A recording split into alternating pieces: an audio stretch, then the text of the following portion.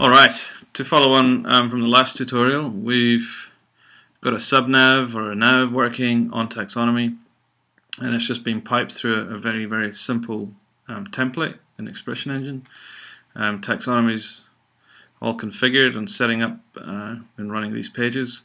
I've made some minor tweaks to the template. I've just put the styles in a global variable, and I've widened up this sidebar a little bit. And yeah, we're running the taxonomy nav tag. It's running bare bones at the moment, so with the minimum requirements. All we're passing through is the tree ID parameter. So generally what I do with single entry pages is wrap the entire page in that single channel entries tag.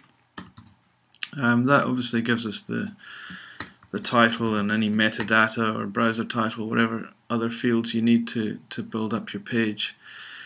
But the main point really is that taxonomy performs a whole lot better if it implicitly knows which node to render or which node it's currently on. So it does that through a number of parameters, but in this case we're just going to pass through the entry ID parameter. And of course the outer channel entries tag will actually render this as an integer of the current entry ID. So the main benefit here is that taxonomy will actually apply a whole bunch more classes and make them available to us. So if we inspect this, you'll see that it has a class of active, but also the parent has active parent applied to it too.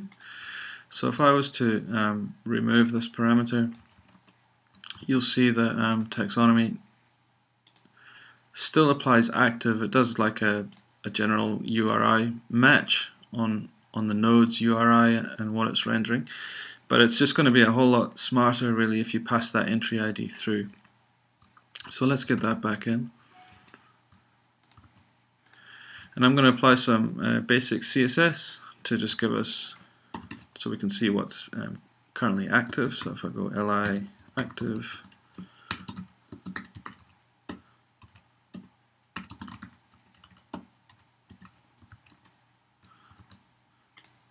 okay, so that's all pretty straightforward. Now let's say things are going to start getting a bit different, like things are going to get a bit more nested. So the way that we had the index built in taxonomy was just a link through to the static template. Now because we're passing the entry ID through, it just makes a whole lot more sense if we actually attach the index entry to that node. Now the immediate problem with just doing that is that we're now going to get a URL title appended to it. So because everything's being piped through a static template group, what we're going to do is just override that, because it's pretty much fixed into place anyway through the static template group. So that's a given that that's going to be fixed. So that's probably one of the trickier things to get your head around.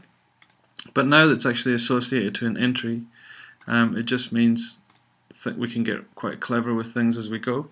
So let's say we're going to introduce a whole bunch more nesting into this menu. So we're going to go a couple of levels deep on that one and a couple of levels deep on that. I'm just going to refresh, and we've got obviously our trees opened up.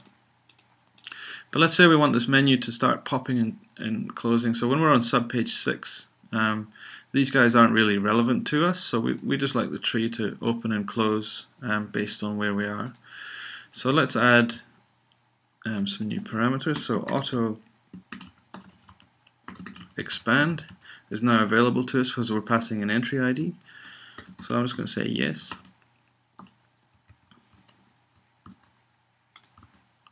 And you'll see now when I'm on the section index, we just see these.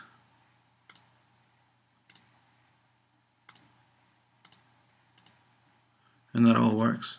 And we're just using native template group and URL titles. So the URL titles aren't, they don't really follow the user down the tree, and I think this is an advantage really. So say for example subpage 3 was going to be moved. Let's move that to the bottom down here. we just refresh this page, you see the URL is exactly the same, so you're not going to have to manage 301 redirects and things like that. So the page simply lives within the static section.